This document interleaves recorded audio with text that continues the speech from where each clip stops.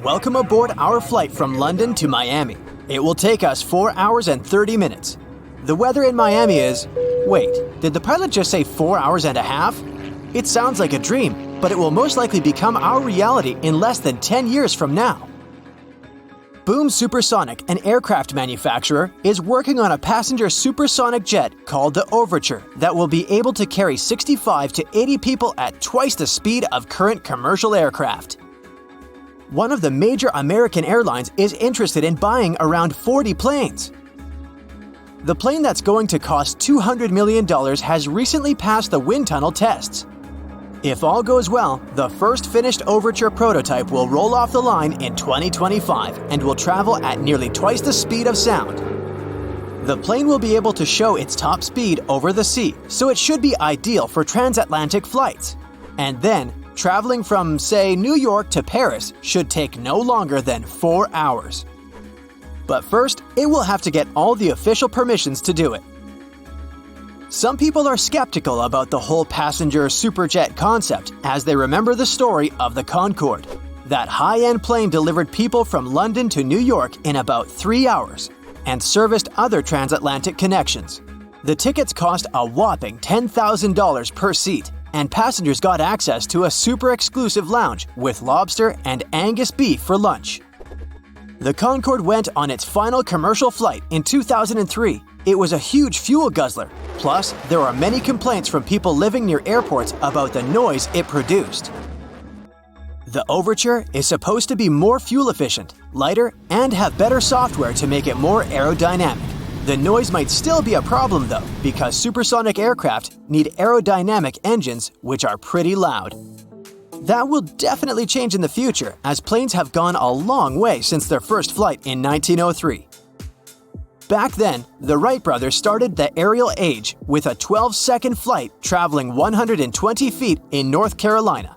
The top speed at that time was around 30 miles per hour, but it still seemed pretty impressive. The world's first passenger airline service took off just 11 years later. The flight from St. Petersburg, Florida to Tampa, Florida lasted 23 minutes. Covering the distance by car around the bay took about 20 hours, so that was a great time saver. The tickets cost $5 and were sold out 16 weeks in advance, but the airline went out of business in 4 months. The new age in aviation began in the 1950s when they introduced the turbofan engine.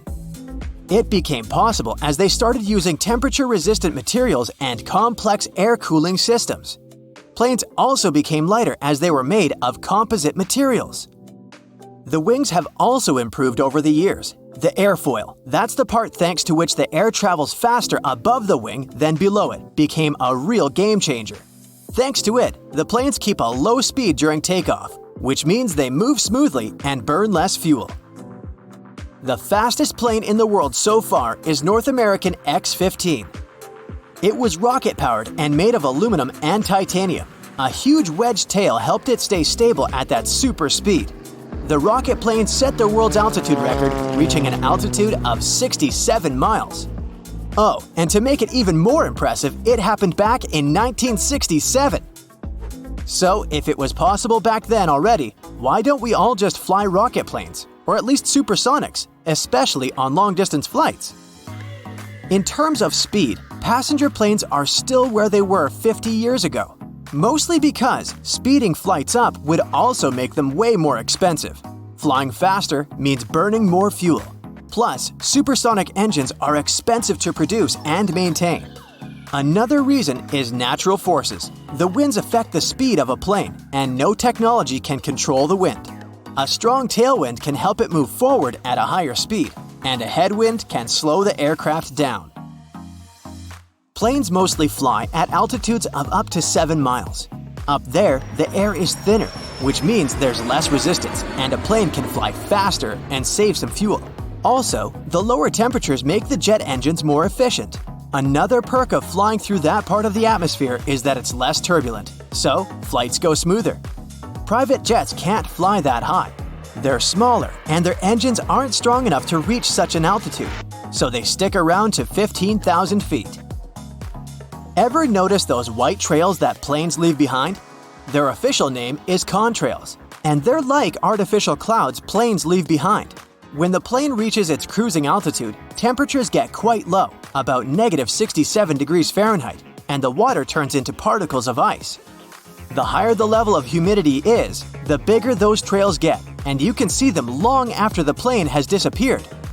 So, thick and long contrails can be a sign of an upcoming storm. Sometimes contrails can even be colorful. The droplets of water that are formed up in the atmosphere can freeze in different sizes. They all reflect sunlight at different wavelengths, causing the effect of a rainbow.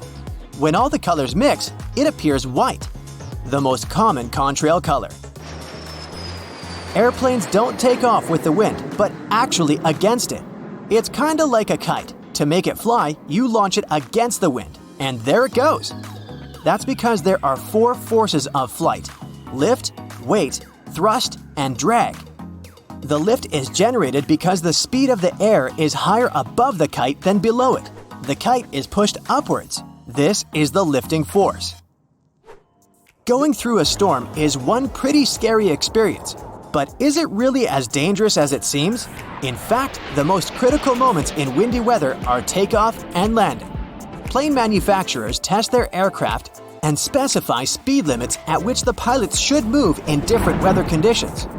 At some airports, the winds are pretty severe all year round, so landing can get pretty wobbly.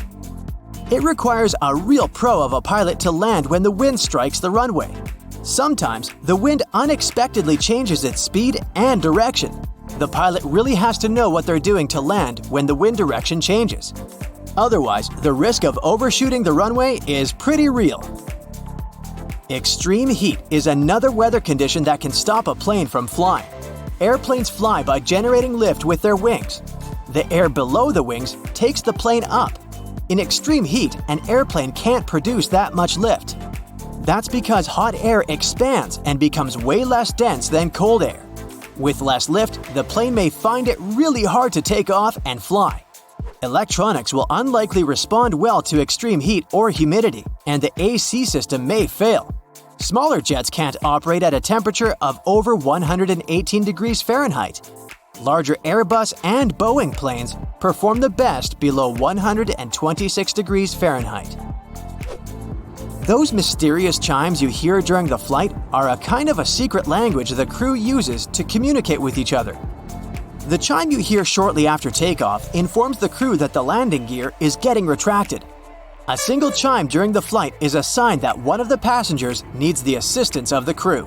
When they're serving meals and run out of food and drinks, they can ask their colleagues to share, using a high and low chime combo. 3 low tones means serious turbulence is approaching, so the crew needs to buckle up. Have you ever noticed the flashing light in the cabin before takeoff? You have nothing to worry about. It occurs when the pilot disconnects a plane from the airport power supply and it switches to the onboard one. This rapid transition may cause flashing. That's it for today. So hey, if you pacified your curiosity, then give the video a like and share it with your friends. Or if you want more, just click on these videos and stay on the bright side.